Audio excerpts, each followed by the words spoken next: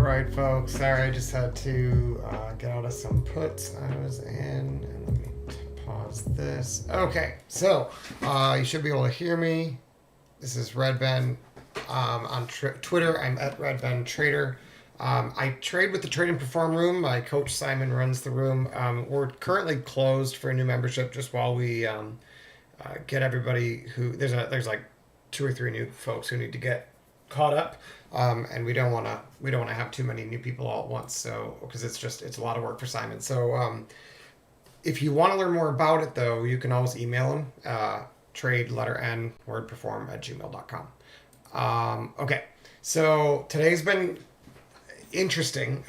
When I trade futures, as most of you know, I generally trade the NQ, and I trade a very small time frame. So I'm looking for scalps from like anywhere from 10 to 12 points. And so, and then if I was doing ES, it'd be probably about 3 to 5 points. So when we have days where ES does here, if ES does this all day, I don't get as many opportunities for trades with futures, because while it might set up the risk reward isn't always clear,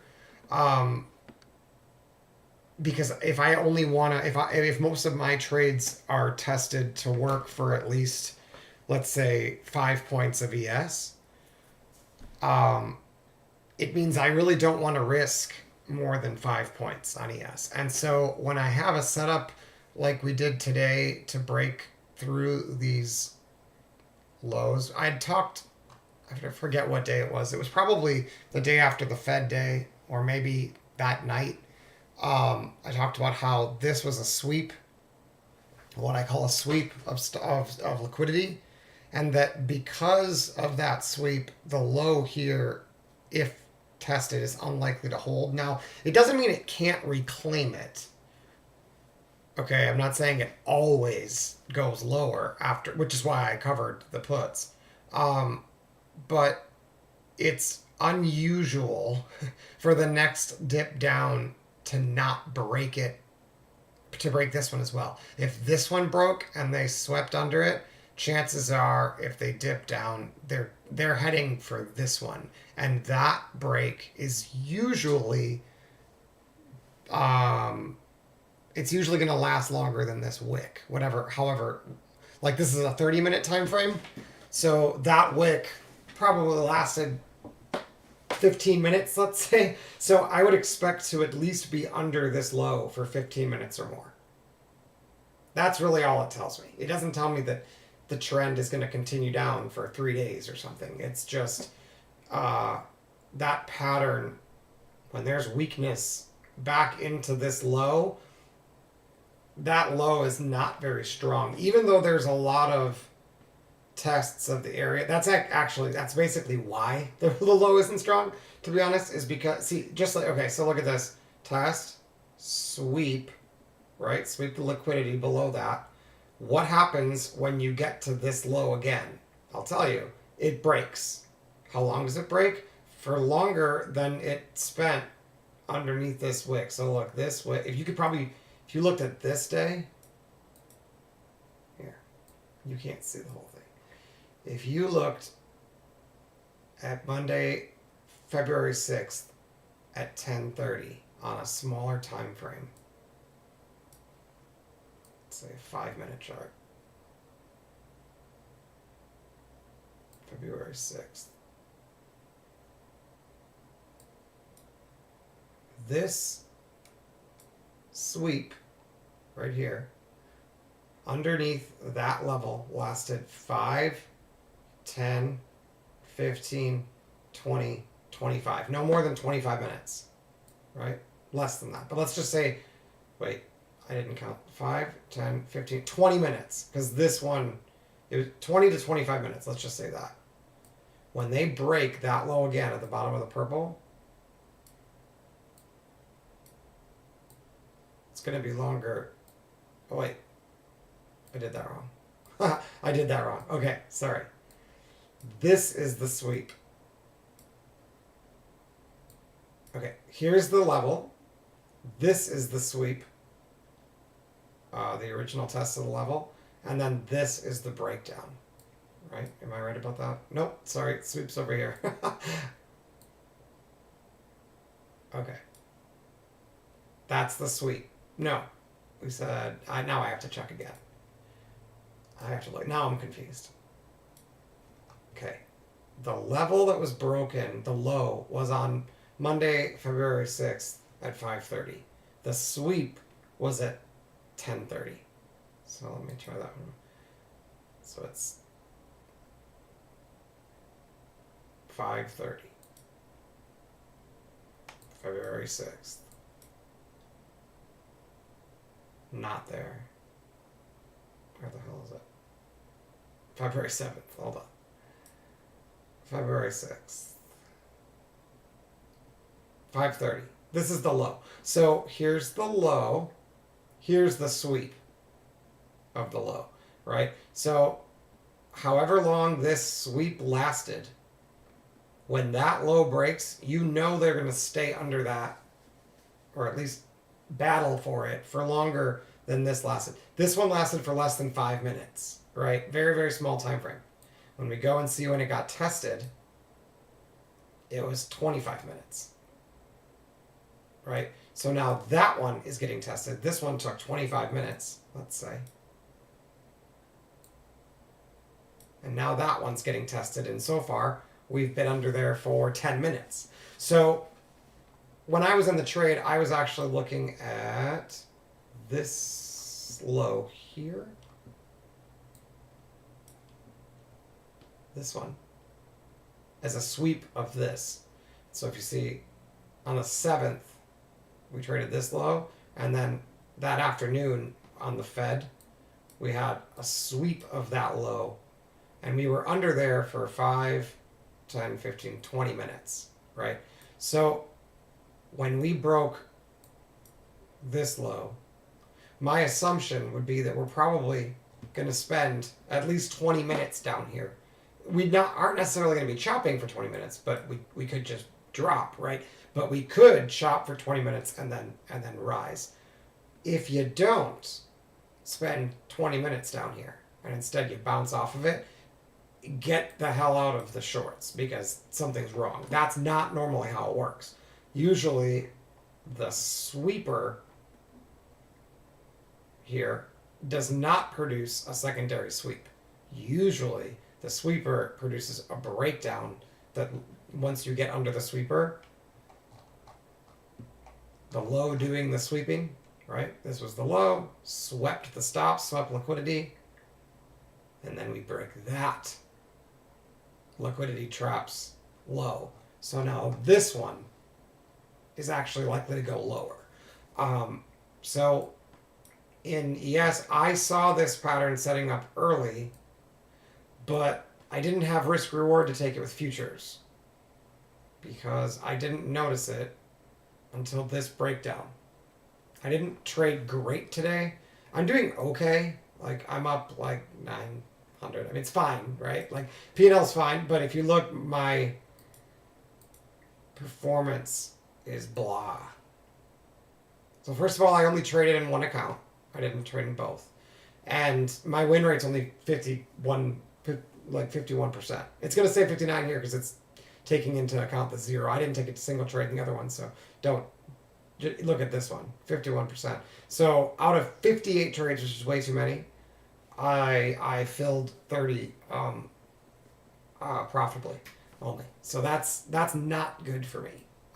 The fact that I have a decent P&L today has to do with the fact that I actually have a good process, and when I went back to what I know works, I was able to regain most of my P&L. But believe it or not, I had significantly more at one point, and then went red at one point and recovered 4/5 of it. So it's part of the reason I've got this. So I'm working on this second 150,000 evaluation, and with Apex, and in like next week, if I don't finish it, I have to pay like an extra like $60 to renew it.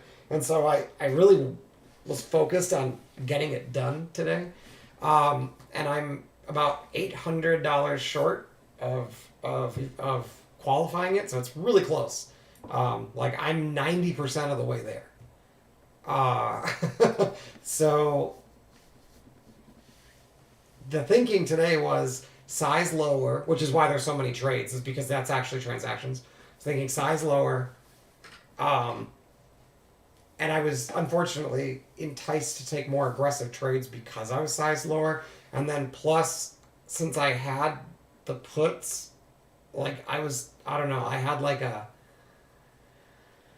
sense of what is it called, invincibility. Like when you get the trend right and you're in a position and you're confident that it's going to work, and then I was able to trade around that position because the puts are with a different, like I trade options with TD Ameritrade, so like it's totally separate from this, right? So it's not like I'm seeing that position here on my DOM. I don't see the P&L here for the puts. I only see it for the futures. So, but in the back of my mind, I had the sense that like, you know what, even if this doesn't work, you know, you already had a banner day with the real money account. So who cares how you do on the evaluation, right? Which was my thinking. And in a way that's true, but I also really would like to just get this done. I mean, even though having to pay the $60 is not the end of the world, it'd be frustrating to like be within a couple $100 of qualifying it and then hit the what's it called, hit the monthly renewal would be unfortunate, but not the end of the world. It's no big deal. But when you get that close, it's just, for me, I'll just start to get a little bit. It basically just like triggers emotions, and so the way I deal with it is, first of all, I size down as I'm getting closer to qualifying it, and I've sized down twice already, right? Because I'm literally 90% of the way there. So with the smaller size, I'm now down to one contract of NQ, or I can do 10 ES, but I've been doing one NQ, and so I'll take the trade. And what I'm supposed to do is get out at 10 to 12 points, right? Like I said before. But since I only have one contract, what I was doing today that was fucking me up is I was pushing it a little bit. Like I was like, I can probably get 15, you know, like even though I don't have, that's not part of my process, right? Like part of the process works, you take 10 and then you keep a runner or more than one runner. And so I was just treating every single contract as a runner. And I don't have any metrics that say that that's a good idea, even on a trend day. But my thinking was, it's a trend day, I should be able to do that. But unfortunately, it's been pretty whippy. The price action has been giving a lot of these like higher highs, like complex pullbacks, have been happening all day. And so my runners would get taken out, and then I get re-triggered into a trade which got stopped. Right, so it's just like, oh, and then like I wouldn't want to take the next aggressive trade because I took a stop, and like it's frustrating taking multiple stops in a row, and so I'd skip one, and then it would flush, right? And I'm just like, okay, I'm. That's when I was just like, I got a little tilted, right? And I went from up. I think I was up. I can probably look. I think I was up 1,300. I was within $400 of qualifying this $150,000 account, and didn't switch to micros. Just like took aggressive trades and literally gave it all back, every single cent of it, and then had to grind. I switched to micros because I'm like, fuck this, I'm not giving this back, right? And I had to grind. Like I said, I took, what was it, 58 trades to get 960. And look, my P&L, my net P&L, like it cost me $230 in commissions because I ended up having to trade micros. So frustrating, right? And like the win rate's just awful. Like that's not good for me.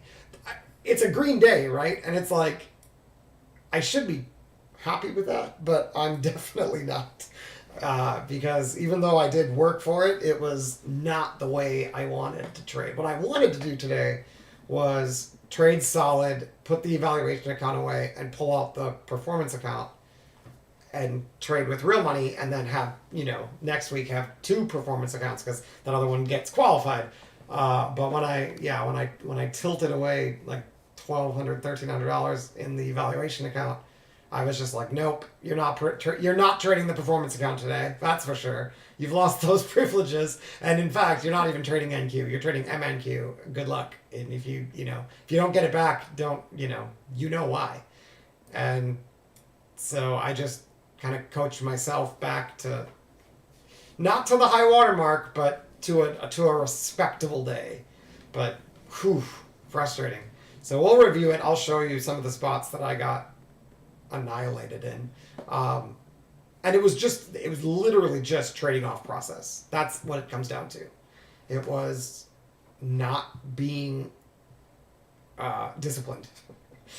Like I knew exactly what I was supposed to do and did it for 2 hours, right? But thought, I've got the trend now, I can push it, and just fucked it up and knew it. And that's part of the reason why I got so tilted about it. What I should have done is, after taking like those 2 stops in a row, I should have just shut it down. I would have been down. I would have been still up like $600-$700, right? Maybe even a little more than that. I should have just shut it down because I ended up being there anyway, right? That's why after a shit ton of work, I ended up basically getting right back to where I was when I started to tilt.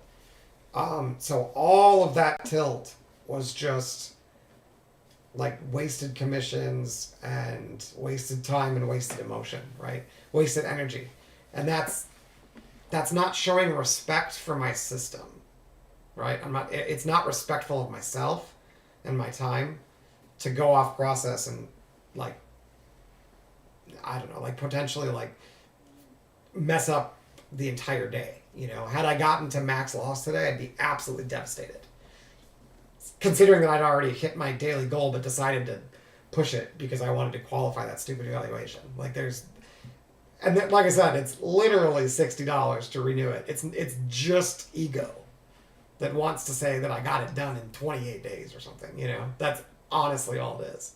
And and just the realization of that, you'd think that'd be a good thing, but at the moment, it frustrated the hell out of me, and I took it out of my trading account. That's really what it comes down to. Thankfully, I pulled it together, went back to the process, and just grinded out fucking like $900 some and $960 in profits, gross, but net came out a little under $750, which is basically half of what I had earlier. So pretty frustrated, but it was still a really good learning day. There was lots to learn today. I didn't execute well, but before all the tilt, there were definitely some decisions I need to review, because I just don't trade trend day down very well. That's what I'm coming to the realization of. Whenever I have days like this, first of all, they don't always end green, right? I'm fortunate that I was able to go back to my process and that I ended up getting enough trades to get it back. But there are days where, you do that and you're down 2K after being up 1,400. Like, that has happened to me, and it is awful. And especially since I work the weekends, like this is my last day to trade for the week. So leaving the like trading week on that note would have been I hate doing that stuff. So obviously the real place to work is to make sure that I'm not tilting, and that if I need to tilt, I should do it in literally a paper account. But that the better choice is just step away. Until you're ready to go back on process. And then the moment I took a trade that was off process, I should have been done for the day. That's the rules, right? That's the way it's supposed to go. And the funny thing is had I done that, I'd be right back where I ended up anyway. The results would have been the same, right? Yet the only difference is, like, there's probably 60% of the time where the results are way worse, and then a good 20% of the time where the results are max loss. So, like today, the results were the same, but that should not give me any comfort, because there's at least a handful of percentage of days where had I let that go and not pulled out of it, that's how you blow up accounts. So I need to not do that. And like I said, I know where I did it, and I'll show you. We will review it. Wow, they're just killing this, aren't they? Damn, I shouldn't have sold the puts. My read was it was going lower. I really didn't want to have to manage. I didn't realize I was going to get on a tangent about how frustrating the day was, and I thought I might actually catch a trade into the close, and I didn't want to have to manage the puts if we weren't going to go lower. But that was clearly the right move. I'll show you that setup too that got me in those. Like I said, the risk reward just wasn't good enough because I was late to recognize that. Like, at first I thought we were just kind of like, because we had opened gap up but within range, and we couldn't break out of yesterday's range, so like it made sense that we were going lower. But my first thought is we're probably going back to yesterday's point of control, which was pretty low. So that's how I made most of my money early on, is just with that plan in mind. But once we hit the point of control and we bounced, I made some mistakes, and then I realized it, and like I said, shifted again, and at that point got puts because I was like, you know what, the low is gonna break. I don't know how low we're gonna go, but we're gonna break that. Yesterday, like the week's low is probably gonna break, but I didn't have risk reward to take it with futures, so I'm just like, I can take it with puts. That's okay. So I just used like 1 day till expiration puts. Like I said, I guess I could have held them because I got out when ES was. It was right when we started. It was like 40.90 something. So we were 10 points higher. ES is just as bad. 40.88. It's at least 10 points higher. I believe I got out up here, somewhere in this bounce. Maybe this one. One of these. I think it might have been up here, actually. I think it might have been like 40.98. So I think I started the stream, and then I saw him kind of ripping, and I'm like, yeah, I'm just going to get out of it, even though I think it's going lower. It definitely was. So you have to be very, very careful with fighting these trends. First of all, just don't do it, and if you're going to do it, only do it over lunch. New York lunch is when they, this year, have, like, that's not always going to be the pattern, but lately, on a trend day during New York lunch, the seller, especially trend day down, the seller seems to like go to lunch basically, and retail traders like eat it up, and it can even squeeze, but usually it reverses, and that's right where I bought the puts. I'll show you later. We're gonna close in half an hour. Might as well see if we might catch a trade into the close, but yeah, that's the pattern. That's been the pattern. So you don't, if you're coming back into the afternoon and you see a rip that happened over the lunch hour, don't assume that that low is in. And that took me probably a couple weeks to figure out. But that's been the pattern for a bit now this year. So it might have even started in December. I don't remember when that started. It's been doing it for a while. But at first I did not catch the pattern, and that it's just interesting how consistent it is. I keep thinking like, they're not going to do the same pattern again, and then they do.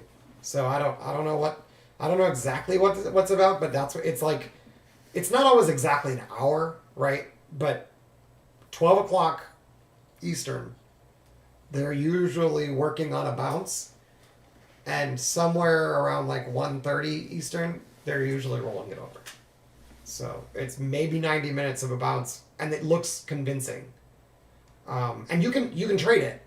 It's fine to trade it, but I didn't catch. I doubted it until it started to roll, and by the time I got hooked up to it, it was too late to take the bigger trade. I had to basically scalp my way through it because I had missed the better entry. Even though it was literally the same exact pattern that they do all the time, um, I didn't catch on to it. So usually I do, but it's just like I said, when you see something work so often, I don't know about you, but my brain will start to be like, yeah, they're not going to do that again. They just did that yesterday. They won't do the same exact thing. And then when they do, it's humiliating. So see these green bars here with the green on the inside. You want to see them. You want to see the yellow line go really low in the bar before it, and then you want to see a really big bounce. That's when they work the best. Otherwise, at established support, they work really well. If they drop like this and then bounce, they don't work well during trend day down to try to turn the market. Same with these circles. The circles on the bar is not don't fight the trend with that. That is only to be used for situations where you've already established a level and you're trying to like hold it. It'll do that, but it won't just bounce out of nowhere. So you can actually sell that. It's really aggressive, but you can do it. Yeah, because it's gonna break this, and you'll probably get 10 points more often than you'll lose it. It's pretty aggressive, but yeah, see that? I was a little late to the click, but I did not take that. But you can, I mean, it works. You can actually it's not too late. You can take, after this pulls back into the purple bar, you can take that wick short too. I guess I can do it. It's awfully late. Let's see if I can. Oh, what the hell? Hold on.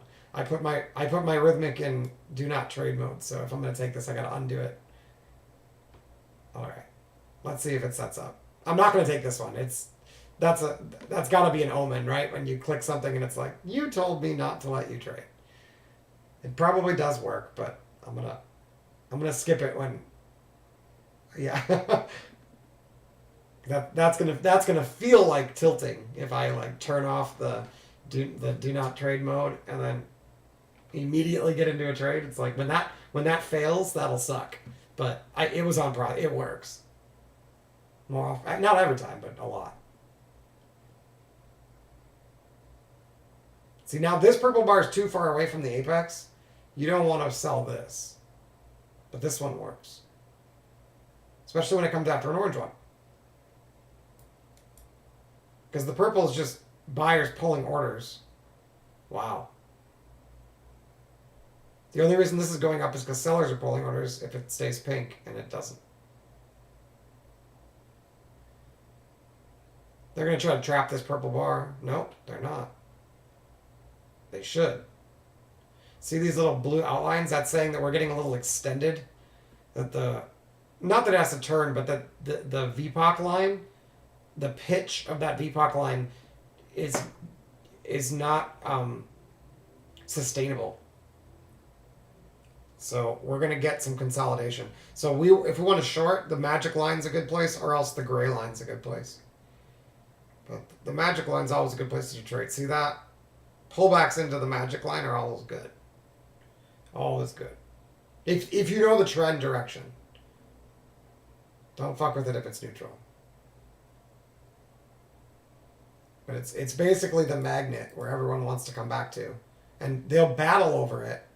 But once you've gotten under it and you come back and like this, that's the entry. You don't even need the algo for that. Well, you need the line. But I'm saying you don't need the signals.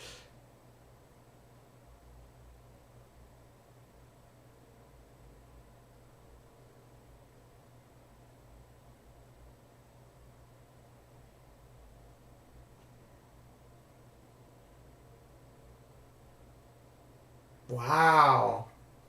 They just aren't letting it go. So 2 blues in a row, and then now, since this isn't blue, this one can get trapped. Watch for them to come back up and take this one. If there's any buyers, there might not be any buyers, but this one not being blue and following a series of blues makes it vulnerable. They might not care. They might be just too bearish. We're into the single prints now, by the way, on NQ. From, what was that? Is it Fed? Is that the Fed one? God, I don't remember. I think so. Yeah. Wednesday, February 1st. That's not the Fed day. CPI or something. I don't remember. One of those economic releases. No, it is Fed. 14. Okay, Wednesday. It is Fed day. Never mind. I thought... Okay, I got these confused. I thought this one was this one. Oh, is ES just that different? No, it's not. I just got the two confused. That's all right. One of them was like Powell talking, and the other one was the actual Fed day. So my apologies for mixing that up if I called that Fed. I meant Fed Chair Powell. Not necessarily Fed day. So as long as this VZO stays under the green, we really don't even want to think about longing. Like, we might miss the bottom, but there's no reason to even pay any attention to the long signals because all of the volume is aggressively bearish, and you can see that we physically haven't trapped any sellers. So the only way we could take advantage of this VZO being so low, because it's really low, is if we trap sellers. And to do that, we need a lift. So if we do this, and then we come back and we bounce, I can buy this one. But I'm not going to try to buy this one. And it's okay missing the low, because sometimes it won't be the low. Sometimes you'll get the bounce, and then they'll sweep the low, and then you get the low. So the first thing it has to do is they got to trap somebody. They gotta either shift this volume down and shove a bunch of shorts down to the lows and then rip, or they need to rip up and then hold. But that's not as sustainable, but it does happen. The fact that they've got pink bars on the bottom is interesting. It means that there are... So actually, we can probably short this if it turns around. We'll see. Let's see if it turns around. If it starts to turn the other way on this smaller time frame, you can... Now that we've had 2 pink bars in a row, usually the next seller is going to get back to those pink bars. The problem is our magic line is above us, which is technically the magnet. This works better if the magic line's down here, because that's where price wants to go naturally. And so if there is no sellers, that's where it's going to go. So you don't really want to work against that. You want to short from here or above, preferably from there. But if it's down here and it's bearish, you can short from above it and target it. And you can do that when they've got... So now if this one's... See, it didn't reach it. If this one's bearish, you can technically short it over here. This one. It's got a close bearish, and it's aggressive. But it does work if it's continuing... If the momentum is strong enough. That's the question, though, right? Like, is the momentum strong enough? We've gotten all this purple in, and then we came back, and we can't get a VPOC above that line. Oh, now we might. If this goes as bullish, I'm no longer interested in shorting.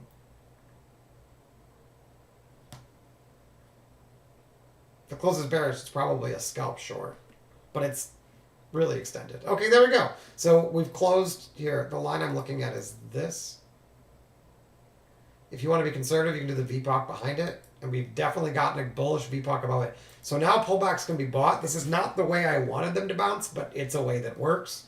So if they can pull back here and then give me a star or something to the upside, now I can take a long.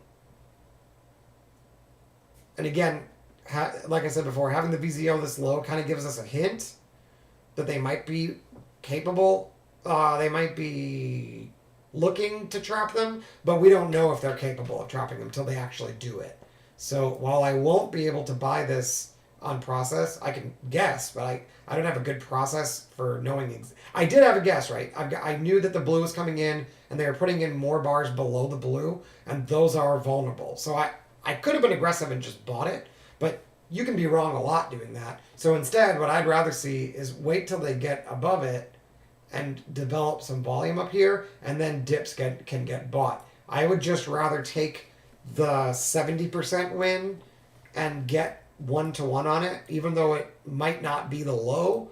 Like, these 20 points are the same as a 20-point move that starts here and ends here. I don't care which 20 points I get, or 10 points or whatever. I don't need every rotation, right? Just like I miss this too, right? So miss this, but if now that I've got the confirmation, if they pull back and give me an entry, I can get this one. So that's what we want to remember, is that it's not, the idea isn't catch every move, it's which ones have the best expectancy and the best win rate. And while this one looks really pretty, and so, I mean, so did this one, I technically could have taken this, right? I called it, I just didn't take it. But this one I wouldn't have taken. Even now, there were hints for this, right? This, and then star at the bottom, breaking over that after all of this. If you're going to pick a spot, and VZO is really low, if you're going to pick a spot to guess where the turn is, that's how you do it. It's just not going to work 70% of the time. It'll probably work 50% of the time.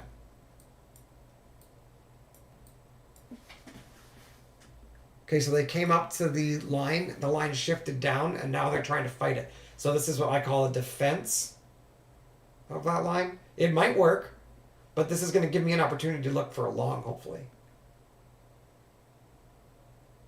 I want him to come back down to this dot, or maybe even this triangle bar. No, there's only 20 minutes left. I might not get the chance. They might just squeeze it. I'm not going to chase it.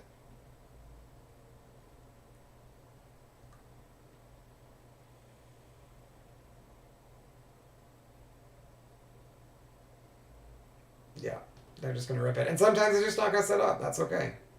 We also saw that they had the double pink. And when it's bearish, that usually results in lower. But they couldn't even put in a bearish bar. So had they put in a bearish bar and then it broke above that bearish bar, that may be a pretty good entry. I can show you. That only works when you're trading with the trend, but let me show you what I mean. So it would be, if it's bearish, it would be 2 purple bars followed by an up bar, and then that up bar gets beat and you get in short. Here, it would be 2 pink bars followed by a down bar, and then that down bar gets beat and you get long. So I'm sure we can find one quick. Hold on. 2 purple bars get beat by an up bar. That up bar gets beat. It's a short. Maybe that's complicated, but you just have to draw a line. It's not that hard. And you can do it with less signals. You can do it with this chart. Here, I'll show you. You can actually even do it with many less signals. You can do it with this chart. Hold on, let me make sure everything's erased off here. Okay. So once you're, this has less signals, it's easier to read. Once you're in a trend, which starts, let's say here, right? If you have 2 consecutive purple bars that are followed by an up bar, if you trade below that up bar, you can short. Okay? Once you're bearish, then they do it again. 1, 2. Now this one's 1 bar away, so it's probably this one that clearly, You can do either one. Let's do this one. You'll the problem with that one, you have to wait till they trade under the low, which is here. But your entry is purple and it's got a blue outline, which usually means you're going to do some consolidating. So you might want to skip it, right? But that one might have stopped if you put your stop to. You really need to put your stop up here. Then 1, 2 up bar. If that up bar gets beat, it's a short. Short. That one's blue also though. That one works. But see how they consolidate here for a while? It basically means you'll probably have a chance to get the same or better entry later. Oh, here. 2 purple. Followed by an up bar. Is it bearish? Yes. Break below this. And you can short. There you go. Or retest it. And you can short. Now, the problem is if they do 2 down bars and they don't do an up bar, you can't just short the next up bar. I wish we could do that, but that's not how it works. So the opposite is also true in a bull trend. But you want to be careful because if you don't know what trend it is, so 1, 2 pink and a down, get above this and it's long. Well, we can't seem to do that. Right? So that would be the line where we know for sure it's long, but that's pretty far away. Might give us 2 pinks here.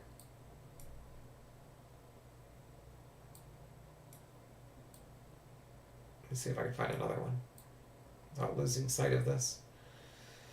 Here, 1, 2 pink down bar, break above this, and you can long, but it's bearish, so that's not going to happen. So what do? You short it. And that's what I was saying before, is that if you have pink down, you could, if it's bearish, you can just short this one. And you can just short this one, or the level on a retest. Because you know that above it is long, if it's bullish.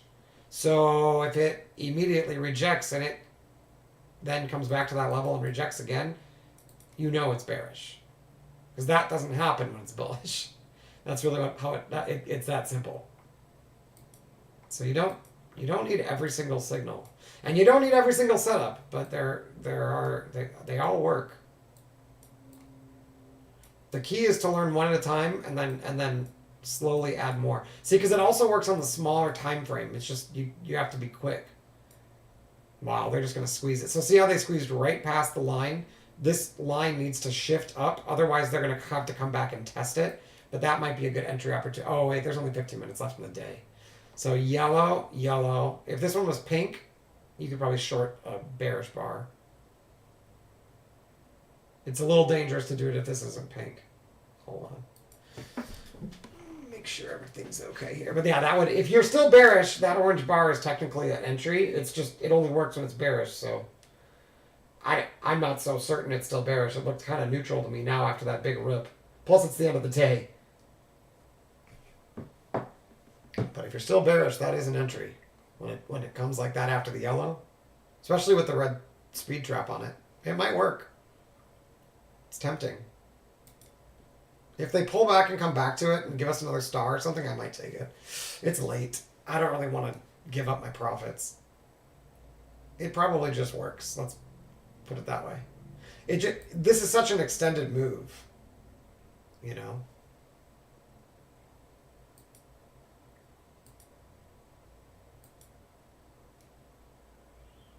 So, yeah. When you see these really big Renko bars, you can pretty much assume that if they get VPOCs below them, it's probably not bullish anymore. Because those wicks occur when sellers come into the bar, more or less. So if there were sellers here, and then they're trapped, but now we trade through those sellers, something's changed. So my idea of buying a dip into this dot no longer works because of these guys with all the wicks. Because to get that pullback, I would go through them. And if I go through them, something's changed. It's no longer that bullish. So this continuation trade basically just doesn't set up. It's too late now to take the trade associated with this dot. You can technically buy them, but they're not good by themselves 50% of the time. But if it becomes support if they do try to push, it can become support, and those bounces can be really good. But I haven't found a way to, when the dots are good to buy, I don't know. All by themselves, I'm not sure. There's probably a situation. But like, okay, here, so this dot could set up a sell for us. Let's see. It's got to be like a star down, like a yellow star after the close of the bar. If it comes up to that general level and then rolls over and prints a star or maybe an orange bar or anything yellow, it's probably a short. Like if this is a star, I'll probably just take it. Why not? Here, I'll do it in the other account.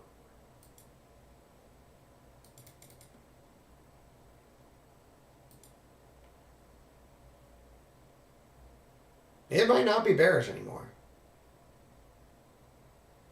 But see how that star will show up now if they close it? So I can put a stop sell at 07 for 12,407. And if it hits it, that star will print and I'll want to be short because of the dot here acting as resistance. But if it doesn't close bearish, I don't want to be short. Like that. So nothing lost because it just didn't set up. That was MOC, went public, and apparently everyone's buying now. So they just didn't give us the pullback we wanted. I guess I could have bought this. I didn't think about this. The fact that we had these guys as support, pulling back to the gray line and giving us a positive, a strong bar might have been good enough to buy. I will look at that actually. That's interesting. Because if that's the case, then it might mean don't short this if you bounced off the gray line. Ooh. That might be a good filter. Because when it's bullish, this is what happens.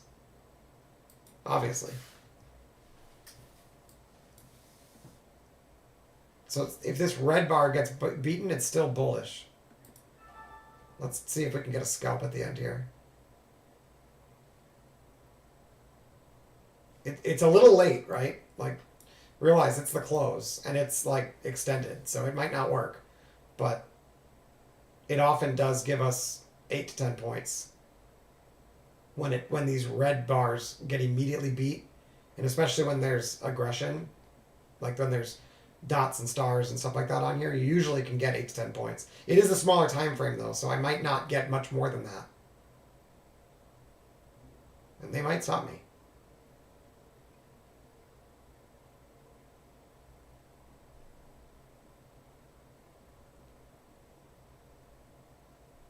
I almost got filled. Okay, here we go. This should probably fill me. One more bar.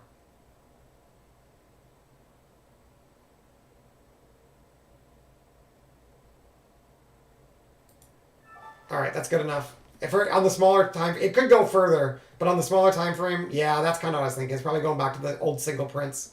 I could have held a runner. I took 8. I felt not confident because it was the end of the day, pretty extended. Everything was right. I might as well have used that as resistance, but it didn't set up at all on the higher time frame. And so usually what you should expect is 2 bars higher, but it had resistance 3 bars higher, so it makes sense to hold it till here. I would have taken it out at probably 55. There's no way I would have held any longer than that. If it goes like another 50 points, I'm not catching that ever. And not at the end of the day. Like, you all can play those games. I'm not interested in roulette.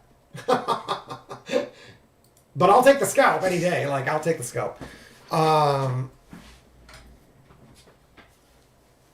Yeah, you're probably right, Futura Fairmont. I think you're probably right.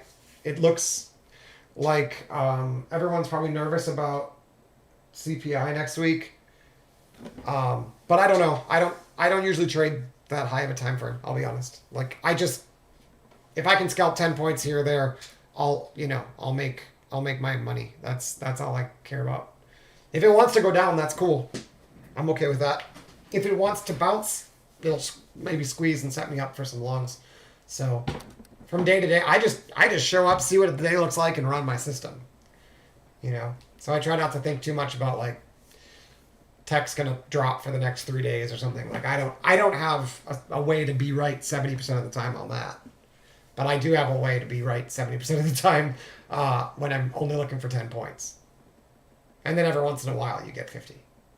So I try not to get too distracted by bigger picture stuff. It's important to know what the bigger picture is doing, but I try not to get distracted by guessing what is going to happen. And I say guessing because I don't have an edge there. Some people do. I just don't. That's not where my edge is. Like it's fascinating. Wow, definitely should have held runners. It's going higher. It's fascinating, but I don't have a way to be. Wow, so much volume. Uh, Holy shit! What the hell? They're like stuffing. Look at here. Look at that. It's a good close. Um, Spike close, but good close. Yeah, I just don't have a way to know consistently. Like I do swing trade, but I'm not as good at it. Like I just use a trend following strategy. So my win rate is nowhere near what it is trading the algo. Like trading with the algo, I can regularly get 60% or better. On days like today where I tilt away before I make it back, my win rate is like half that. But it's on a good day, it'll be 70+%. Because I'm taking profits quickly. With my swing trading, I'm just trading the trend when I identify it. And there are a lot of times where those don't work. But when they do, I try to make sure they pay. So if I'm only right 35% of the time, I don't really even I barely even think about that as an edge. Like the only way you can make that an edge is if you have better risk reward. So if you have strong risk reward, you can make an edge out of that. But then you better, I guess then what's more important than thinking that it's going to go down the next few days is what level would NQ need to get to prove you wrong, because that's your risk, right? So if you are like let's say you're right 50% of the time that we're going lower, then like you need to know what 1-to-1 risk reward is. Like how much do you have to get paid to be right and have it be an edge for you over time, like to make it the expected value positive. If you don't know if you're wrong or not, unless ES goes back to, let's say, like 41.30, like unless you're gonna wait for a significant like if you can wait and get a rip to sell, like best case scenario right now is maybe you'd have like 30 points. So yeah, you have to think about those things, like what's your risk, like taking a trade based on that idea now, and is your reward going to pay off all the times that you're wrong? Because if not, like then it's just it's not, that's not an edge otherwise. So I'm just careful not to get too distracted, like I said, by things I don't have an edge on. Although I do use what is it called? I've got this VIX chart someone showed me. I don't know if I can share this actually. I have to ask permission. Another member in the room shared an idea where you basically chart VIX along with like you basically look at the volatility surface. Like you can look at different like distances till expiration and stuff like that, and you can identify some potential signs of like the market being too extended or volatility being too extended, basically. There are definitely edges there, you know, and I play with it, but I don't have a strong way to say like as soon as this happens you buy it, you know, like I don't have it down to a science, but it is interesting to watch. And for those who do use stuff like that to trade higher time frames and feel you do have an edge, that's awesome. Keep doing it. It's just not what I do. You know, it's like a heart surgeon and a orthopedist are both doctors and they might both do surgery, but I don't want the heart surgeon giving me a knee replacement and I don't want the orthopedist giving me a heart replacement, you know? Like they're both doctors, they're both in fact their specialties are both surgery, but what they know and what they practice is completely different. The tools they use are different, right? All that. So that's how I feel about different time frames too. Like the tools I'm using are specifically intended for these really small time frames and they work really well for that. And that's what I've practiced doing. But if you're going to look at the bigger picture, you probably need different tools and different experience, and your edge is going to be at somewhere else. What's interesting is you can actually still see the bigger time frame here. Like I can take, here I'll show you. I can take. Sorry if that was loud. I can take like a 200 tick chart, right here. Let me take off some of these. Oh wow, I gotta fix this. Hold on, too much volume. Let me take that out. Where is that volume?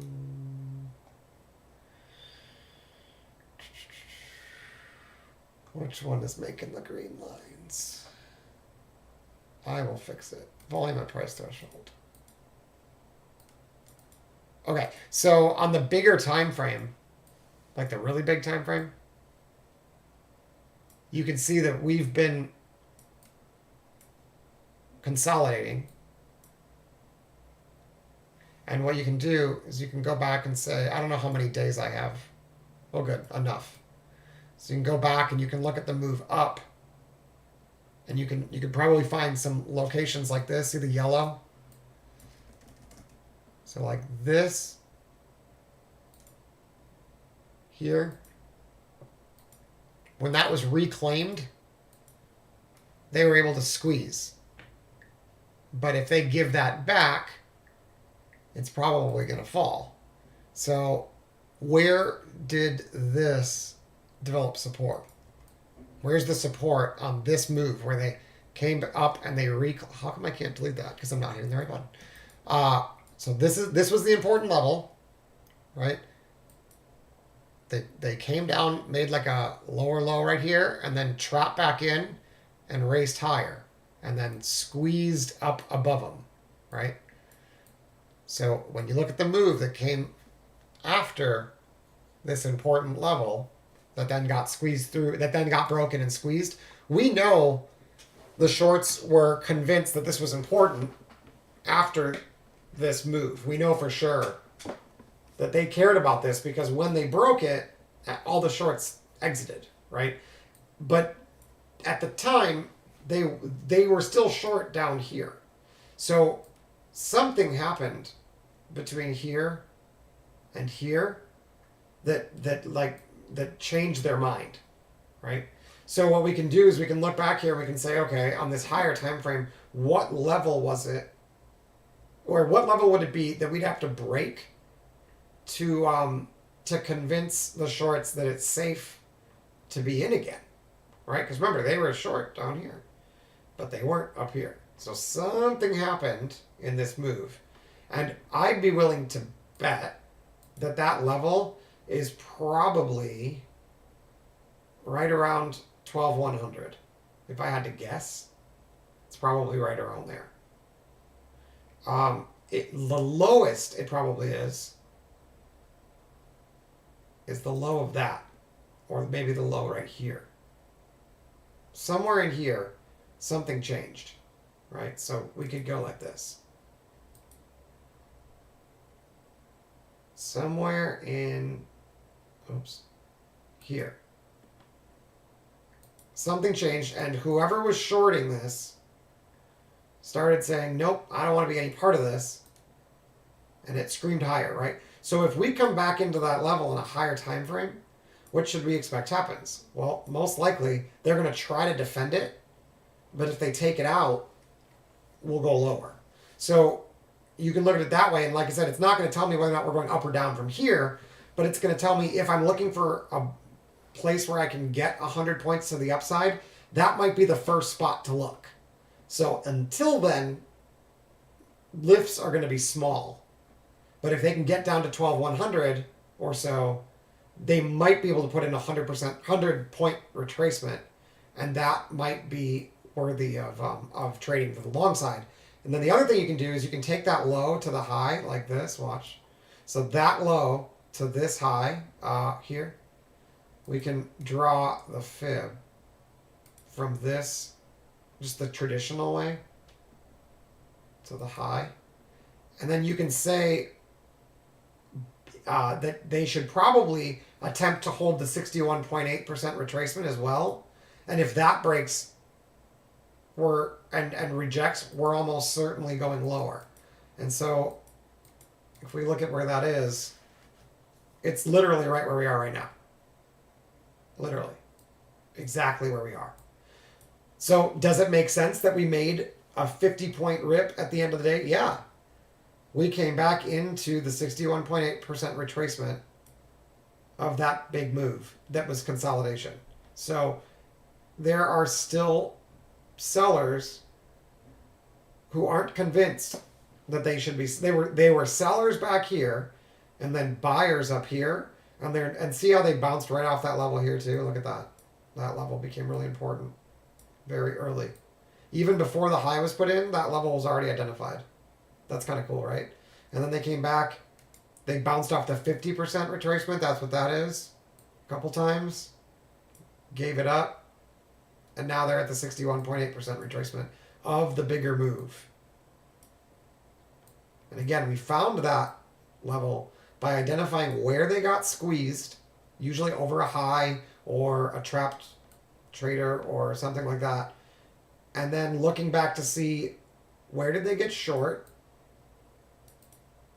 Where did the last sellers get short? Right here. Right here, here, here. This rotation had the last successful sellers. Particularly these guys. They had an opportunity to get out at break even. Right? They were the last ones to get that chance to have a profitable trade or get out break even, and they are probably the ones who broke through this resistance. If it wasn't for these sellers here getting a chance to be out profitable and then seeing their profit disappear and seeing an opportunity to get out break even and seeing that disappear, if it wasn't for that move, or if it wasn't for these sellers, those moves don't happen because those sellers fuel the move up, because without them we couldn't break this level. In fact, we had a sign of extension just like we did here. Overextension needs a consolidation. Overextension needs a consolidation. Now that overextension sometimes only needs a consolidation of a few blocks, but notice then immediately it says overextension, overextension, warning, warning, warning, right? And it continues going higher. So you can't just short the yellow boxes whether or not you're trading a big time frame or a small time frame. You can't do it. But if you wait, see here, that box got broken, and we got that's a significant pullback. Look, this box got broken here. We had a close below it at 12,176, and it went all the way down to 11,875. It's a huge move. It's a huge time frame. The problem is on this time frame, you'd have to put your stop way up here at 12,330 and get in at 12,170. That's a 40-point stop on NQ. It's impossible to take, but you can take it with options, right? You can also take this long with options on the breakout and put your stop down here. As it breaks out here. You know, a pretty big stop, but it would probably work, right? So take a look at what happens when the yellow bars, when you can't close below it. Now this one gotta close below it, and they immediately rejected it. What time was that? The close of Wednesday. So this was fed. They tried to break it. They came down to that 61.8 and they bounced it. Almost like they knew where it was going. And they knew that this level that we're at now would be important again. It's kind of crazy. So this one was a trap. And even without the measurement, you'd know that something happened here. Shorts got stuck here.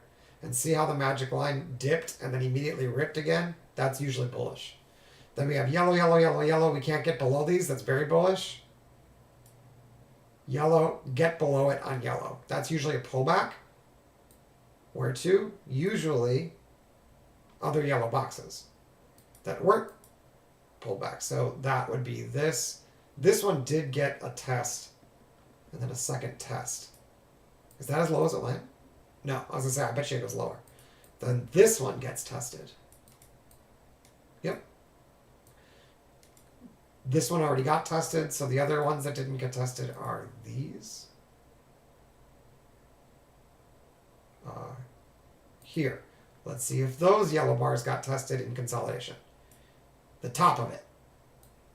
Not the whole thing, but the top. Oh, I lied. The whole thing got tested.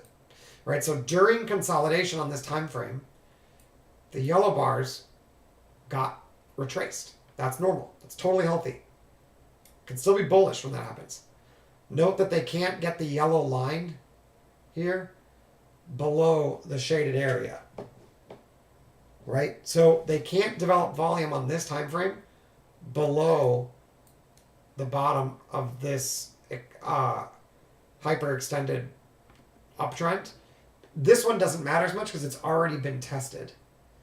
So we could put a line down here. And so that's the first one, but it's already been tested. So my guess is that first green line won't really mean anything. Well, it does end up being a good buy spot. But I think this one's more important. So here they make another bounce off that area. Note, again, they cannot get the yellow line below it on a bearish bar. They bounce. Now, blue is the opposite, right? That's the exact opposite. So now this one got retraced, but this one didn't. So we can do the exact here. We'll do a line so it's a little easier to see. We'll say during some consolidation, we're going to have to rise through that level, which we do immediately. And then they give it up again. That's bearish.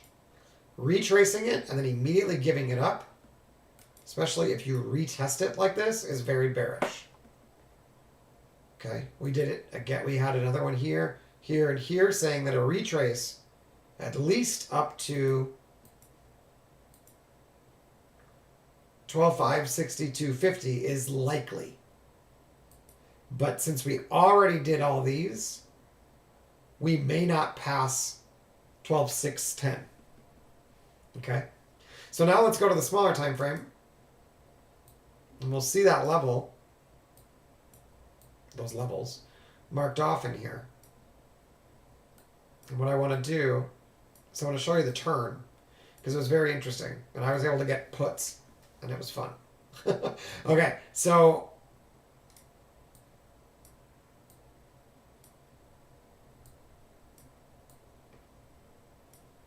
I'm going to do this, and then I'm going to take a break, and I probably will start a new one for the review. But I want to, anybody who's stuck with this video can get a little sneak peek, and maybe a little extra information that others won't get. So, okay, so, whoops, I went too far back.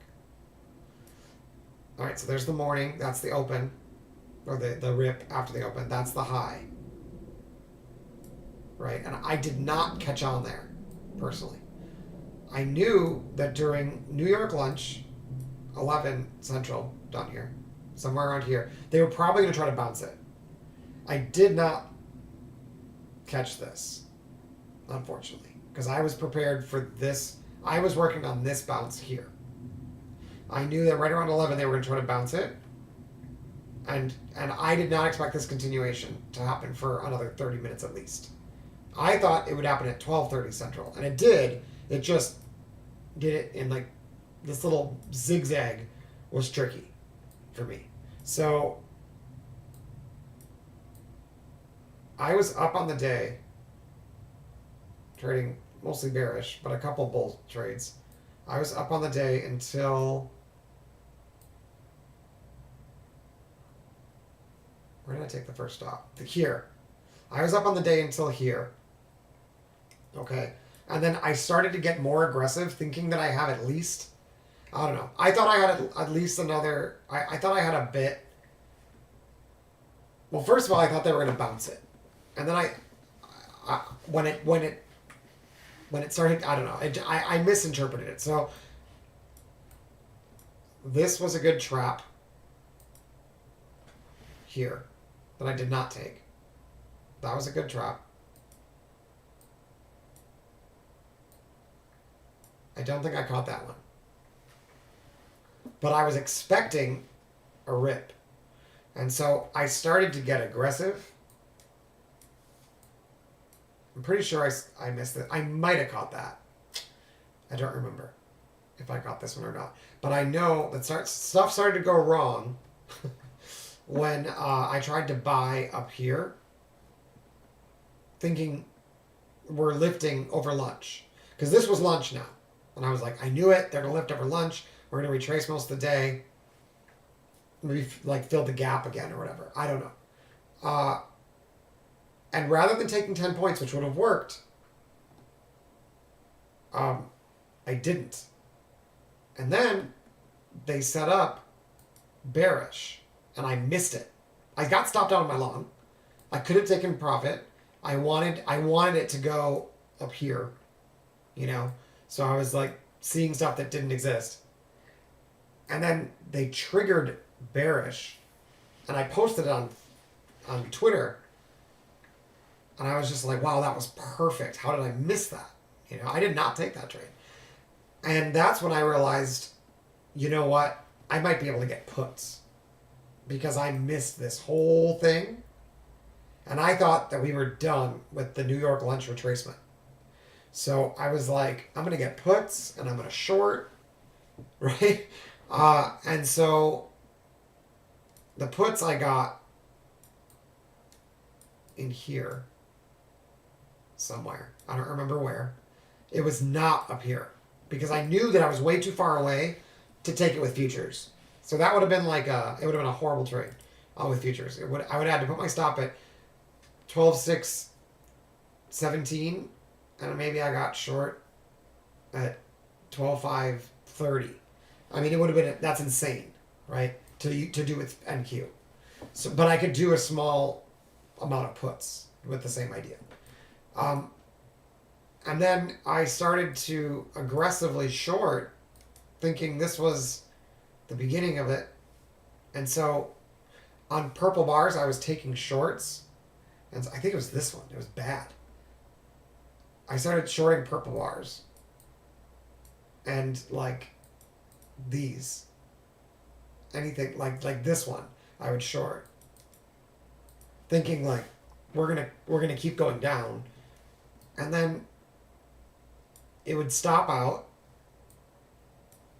and then it would work. And then I'd do it again and short the purple bar. And it would stop out, and then it would trigger again, and I'd skip it. Or no, I guess I know I did it a couple times. So it was like short, stopped, short, could have gotten out, stopped, short, stopped, short, and then it looked like it was working. Short, stopped. That's literally like I lost like $1,400 doing that. Like just stupidly aggressive. Even though I had all this evidence that it wasn't working, right? And so luckily, like I said, if you weren't here before, luckily I did make it back.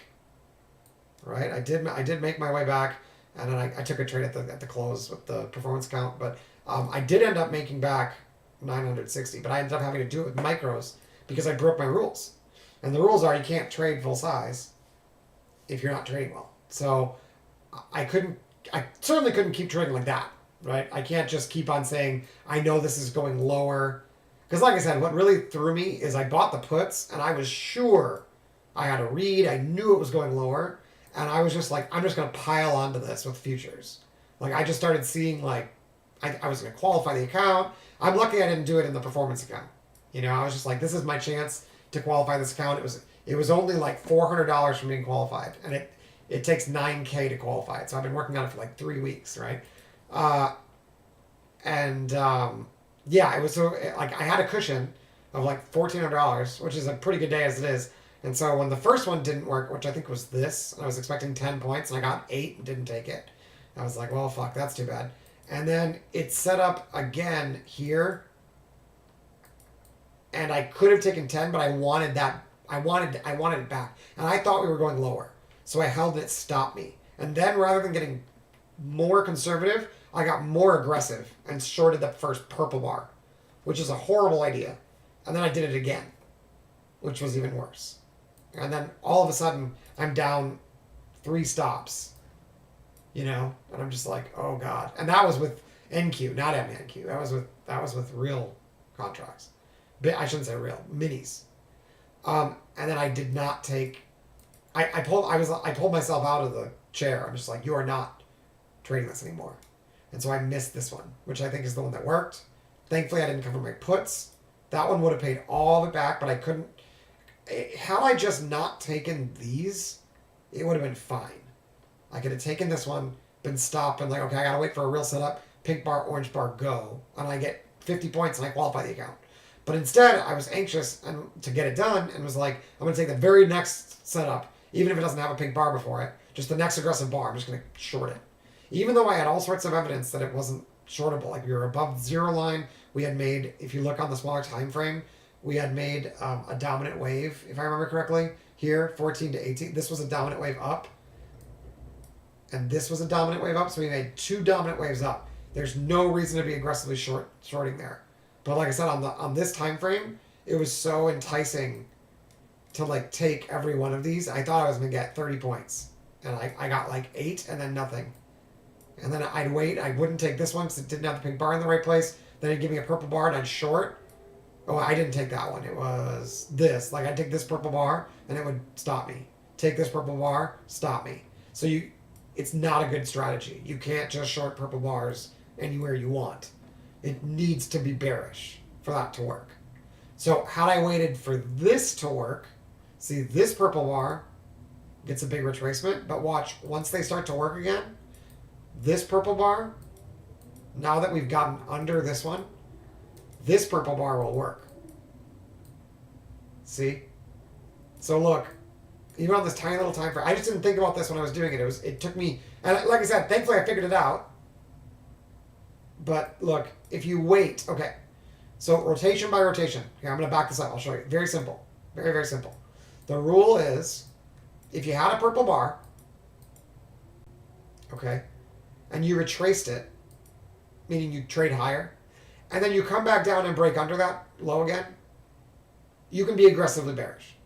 So I could sell this. I could probably sell this because it's on the way down. I could sell this. I could sell this. Okay, all those are fine. Bearish, bearish, bearish, bearish, bearish. Right? Now, no, I don't. Okay, so this one, it's not that bearish, is it? Purple bar, I don't short that. When can I short it? When they take it out with a bearish bar. A close under that. Do I short this one? Nope. Why not? They haven't retraced it and taken it out. Can I short this one? Nope. They haven't retraced the one above you. You don't know if it's bearish. Same with this one. When can I short? When they retrace and take that out. Retrace. Purple bar. Retrace. Take that out. See? Short. Take that out. Short. See how that works? Okay, so let's keep going. It's very simple. But it works because I did it. Okay, when it's blue, you might want to be a little careful. But technically, this one got retraced and broke down under it. It's technically a short. It's just blue, so it's like, it's probably not a great idea. And it's got a dot on it. And I've found that those only work for shorts the green dots, when you they're better for pullbacks unless it's really bearish.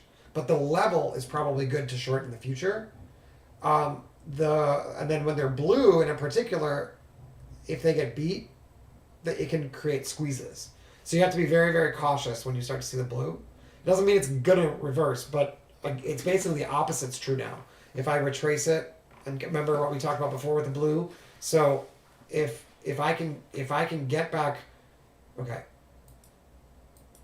this now needs to get broken before I can even think about being long. Is really the easiest way to think about it.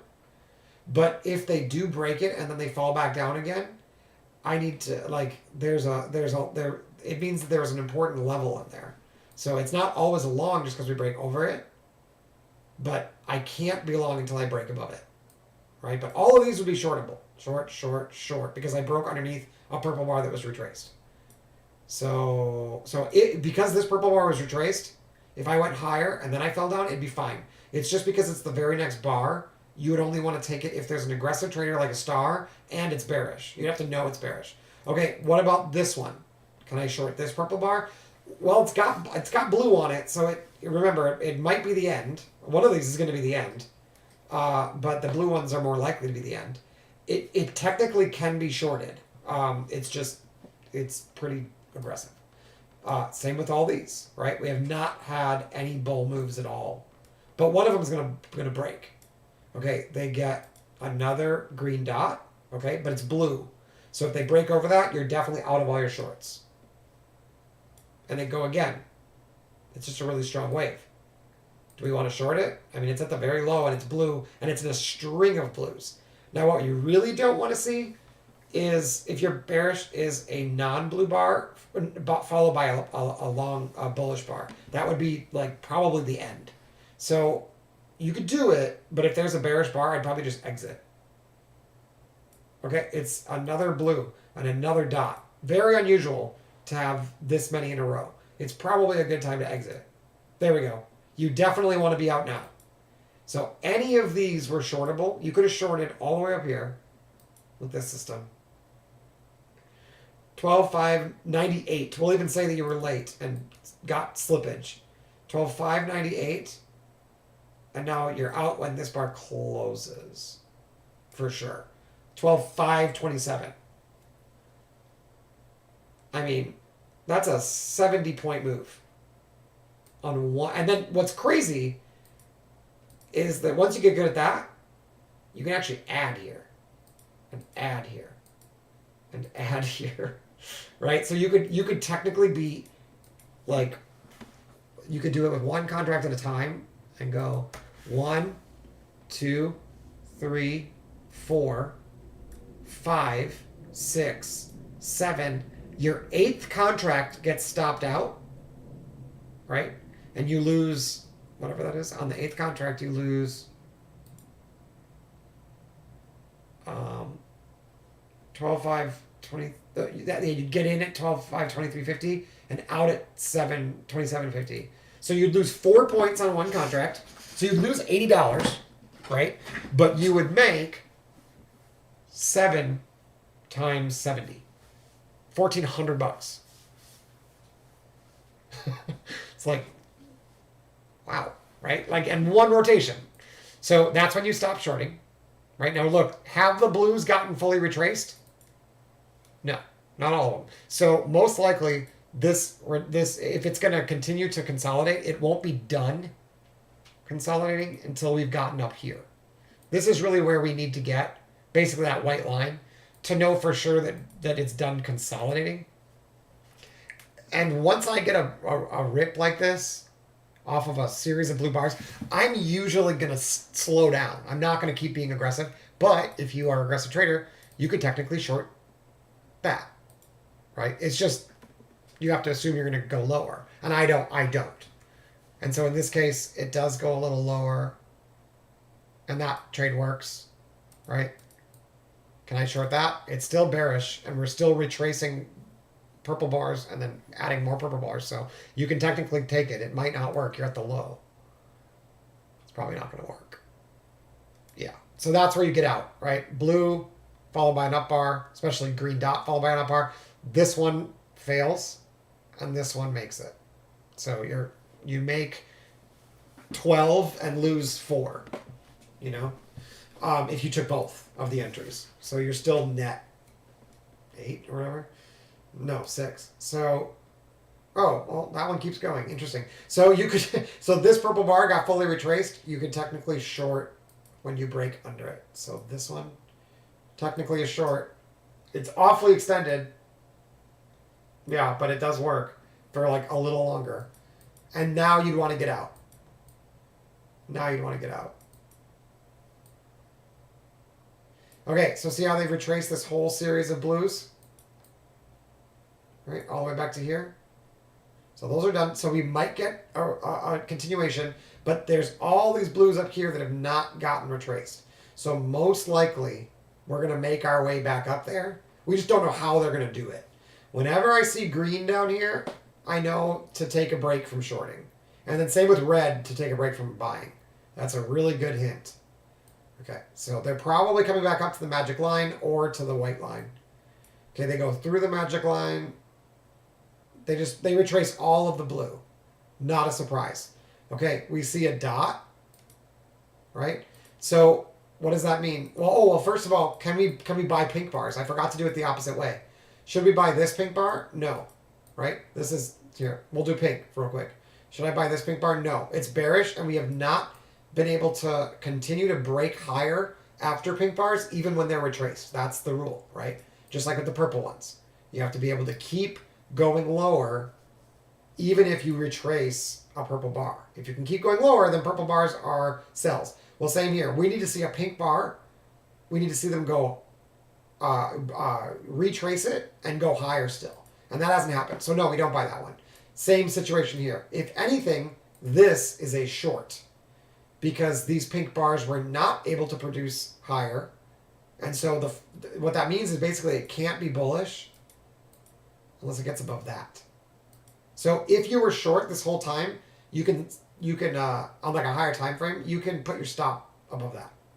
Your stop is now trailed all the way from, where was it? 12.598 to 12.538, let's say. So you've banked 50 points. If you didn't want to exit all here, that's okay, right? Take some off, at least stop out of this one. And I'd probably take all these off. If I added 3 more, 4 more contracts here, I'm out everything right there. First sign of aggression, I don't want to push it. But if I also had 1, 2, 3, 4 contracts on, I could trail my stop, right? And you can do the same thing every time you see a pink bar that's not retraced successfully. So now we get a pink bar. Have we seen the market continue higher after pink bars up, even though we retrace them? No. So don't buy it, right? Okay. Now we go through it, right? We've gotten higher than a pink bar. First of all, this trailing stop is right there. You don't want to be in this trade anymore if you're short. If they've got pink bars and they're trading higher than pink bars, something's wrong. Because remember, the pink bars, something's wrong with your short. Because the pink bars are a sign that sellers are pulling their orders off the order book, the limit order book, and price is rising as a result. That only happens when the seller, the active seller that was absorbing buy orders here, when he's gone, this is what happens. When he's there, this is what happens. So this whole strategy, all I'm doing is I'm basically spying on the guy that's absorbing the buy orders. And the moment I see him have success, I'm following him into the trade short, right? So when buyers are pulling their orders and he's continuing to sell, I'm selling. Same here. Buyers pulling orders, price dropping, I'm selling, right? I'm selling. I'm stopped out of 1 contract.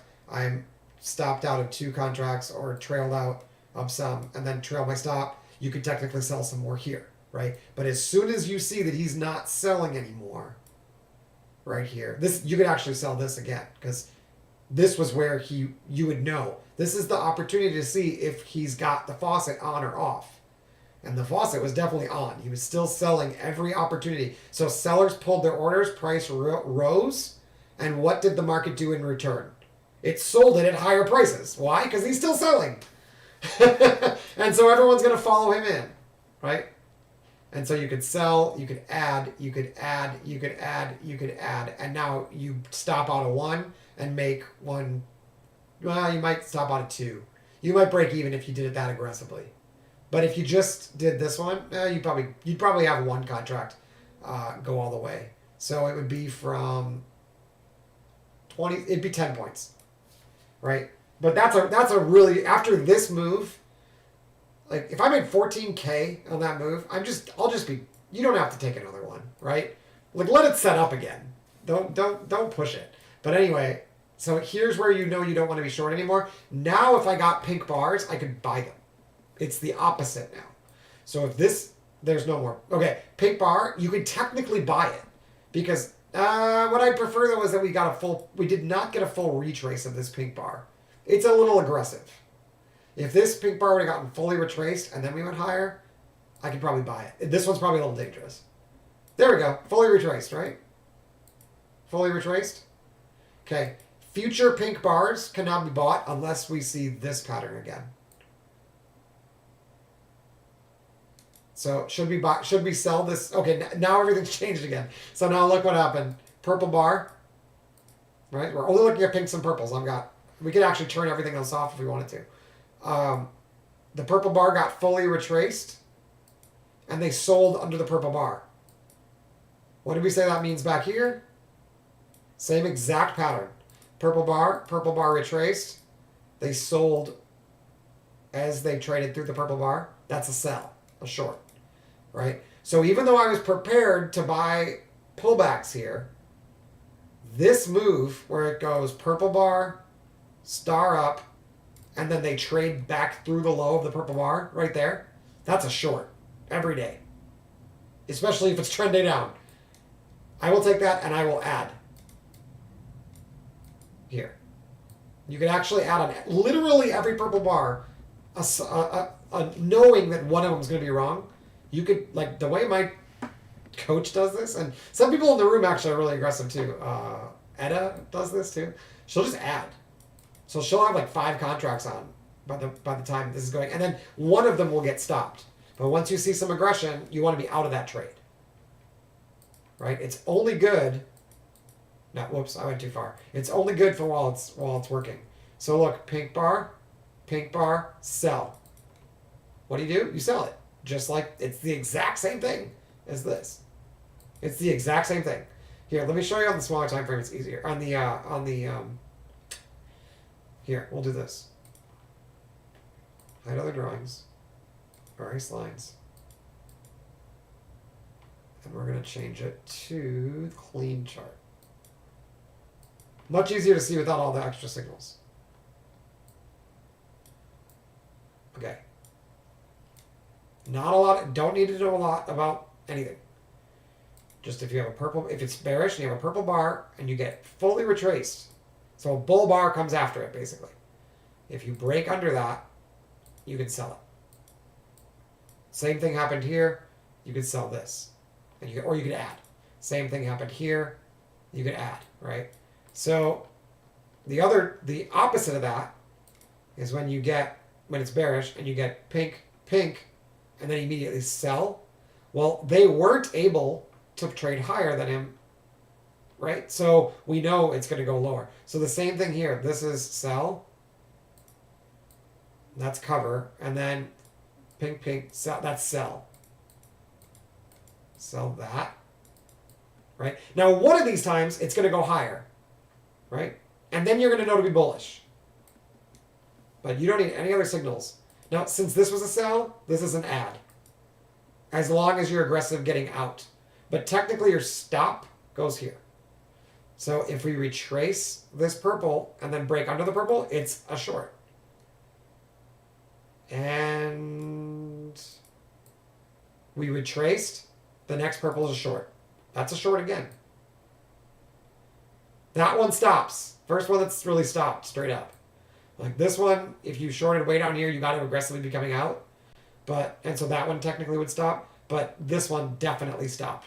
Right? Now look what happened. We traded above this. And I said here, Actually, we did it here too, didn't we? But for sure, here.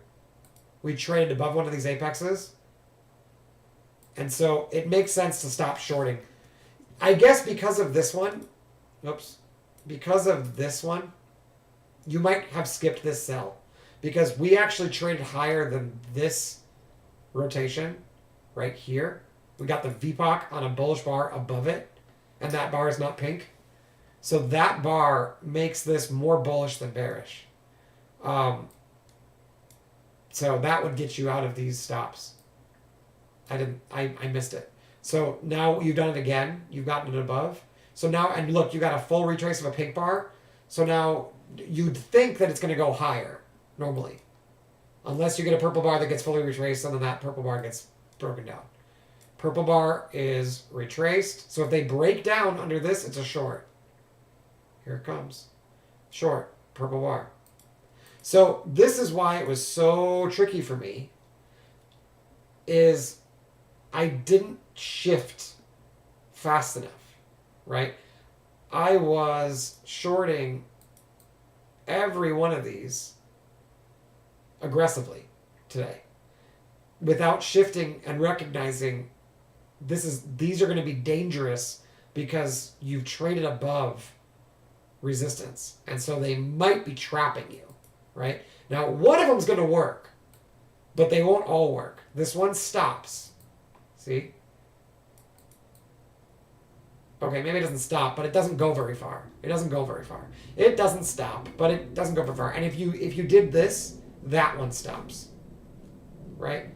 So the key to get, if you're going to trade the small time frame, you have to follow the rules and you have to be aware of when to stop doing it.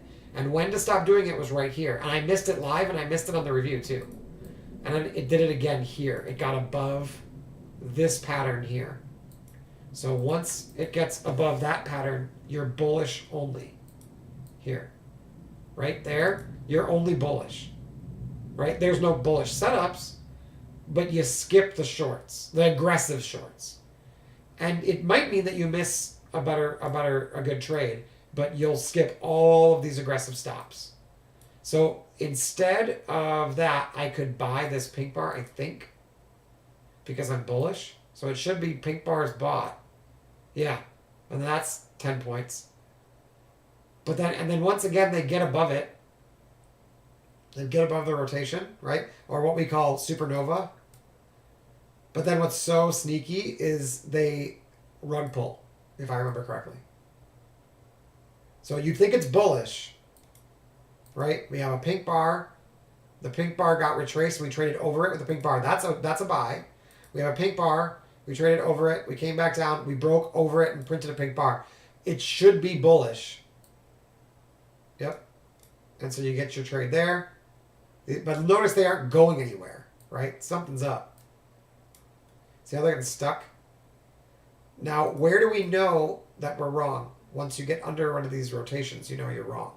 If you can close under one of these rotations, it's no longer aggressive. It's no longer time to be aggressively bullish. So I missed this short, but thankfully I knew, right? Not yet. Okay, this one you can buy. Still has not gotten under a rotation, right? You can buy that one. You could add here. You could technically add here, but it's late and it gets stopped out, right? But if you want to follow the rules, you can just keep adding. Do you sell this one? No, because it's bullish, right? And the last time we had a purple bar, it just ripped right past it. It didn't fall underneath it. But if we retrace it and we fall back through it, we might see a shift there. So in real life and potentially now, I skipped this trade. And the reason I skipped it is because I recognized it was bullish, right? And so I did not take this one in real life either. And right now I would say I would not take it, even though it's set up, because I would rather miss the trade, because one of them is going to work and take out this low, right? And that's how you'll know to stop being bullish. But I would rather miss the short that's first and then not take a stop. So this one, if I remember correctly, works, and I missed it, and I was pissed because I knew it was bullish and didn't take these, I thought, in fact, I might have even taken this one.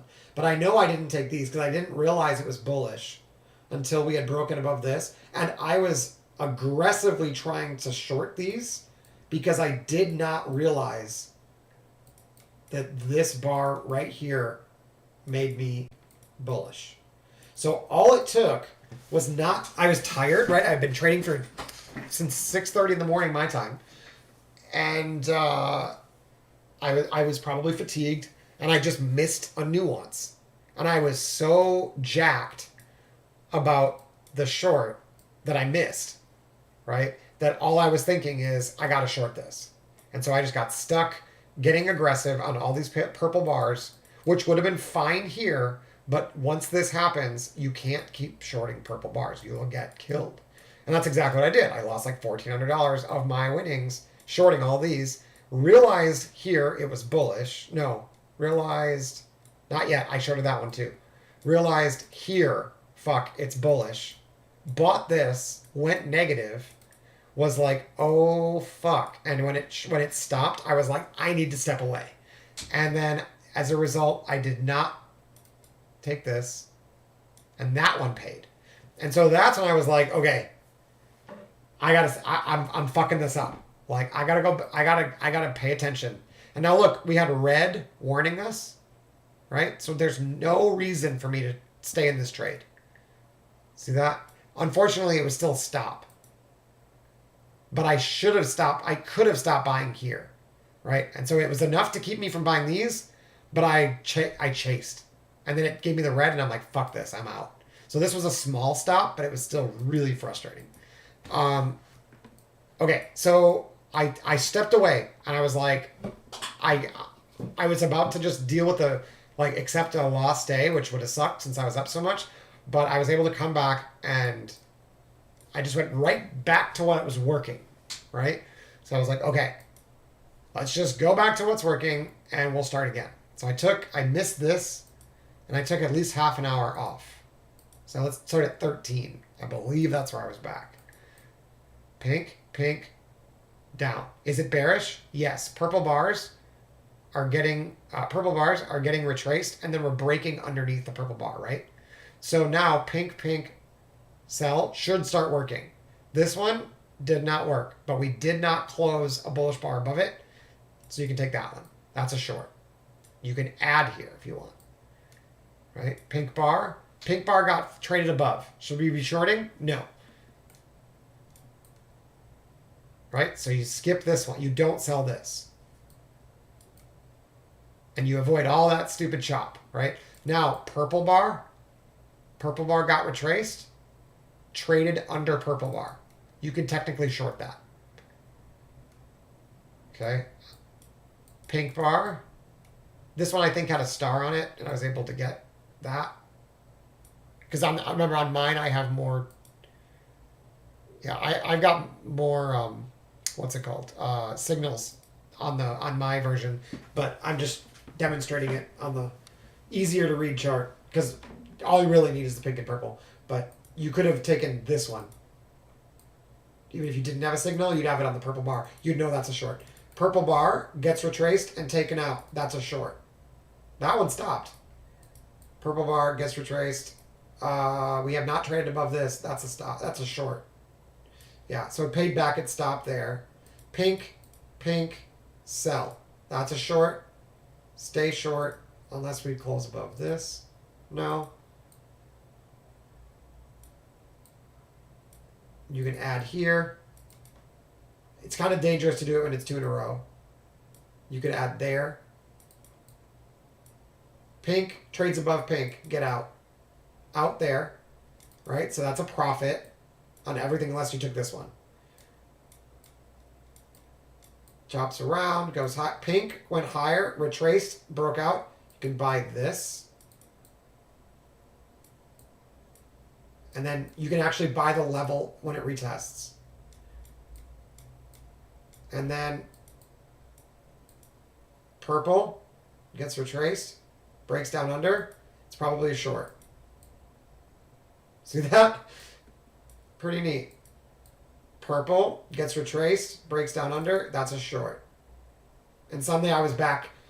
Now, I will say I had to trade micros, and so I was aggressive with this. I traded this aggressively, but very carefully.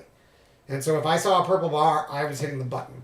It was like 4 micros, 4 micros, 4 micros, stop. You know, right there, I'd be out. And one of them would stop, and these ones would pay. And that was all I needed to do. And then here, don't be short, right? Because we had a full retrace, broke back above. Now this one's a little bit too high for me to buy. Purple bar didn't get retraced. That's too bad. That one just didn't set up. This one, if it broke under this, it would be a short, but it doesn't. Pink bar, that should be good. It's still bullish based on this, and it did not close below this. You'd think that would be a buy. Yep. So that gets you a little something. You can definitely add here. I don't like adding when it's 2 in a row, so I'd probably just take it off here. Pink bar gets retraced. If they break over this, it's bullish. Other than that, it's bearish. You had 2 pink bars and a sell bar. You could technically sell this, short that. So I was just doing this aggressively, and I took a shit ton of trades doing this, like 50 trades in and out. Purple bar gets retraced, purple bar gets broken down, short. So that's a breakdown I can short, especially if it's another purple bar. Right there. Short. Short. Right? Cover. Pink bar, we moved above a pink bar, so don't be short. Pink bar got retraced and broke back up. Bullish. Long. This pink bar is very far away. I don't think I'd do that. But technically, bullish. Pink bar. Bullish. It's also yellow. Probably pretty dangerous. I did not take these. I was done by here. I made back most of everything. I lost, not everything, but most everything, and decided to chill. Okay. Pink. Fully retraced. So we have to break above this to be long. Purple bar got fully retraced. If this would have, and then break below, you can probably short this. Pink, sell. Oh, I don't know if it's bearish, though. Yeah, that doesn't work if it's not bearish. See, we had the bullish move. I don't think the 2 bars in a row count. I think it's got to have a bullish bar and then break down. So here you need a bearish bar and then break out. So that's a buy. Yeah. Bearish bar. So break under this, and it's bearish. Nope, just hold bullish. Okay, retraced. So if we break above this, it's a long. Right there. Yep. So that would have worked into the end of the day. I just didn't do it. And then these ones just flushed.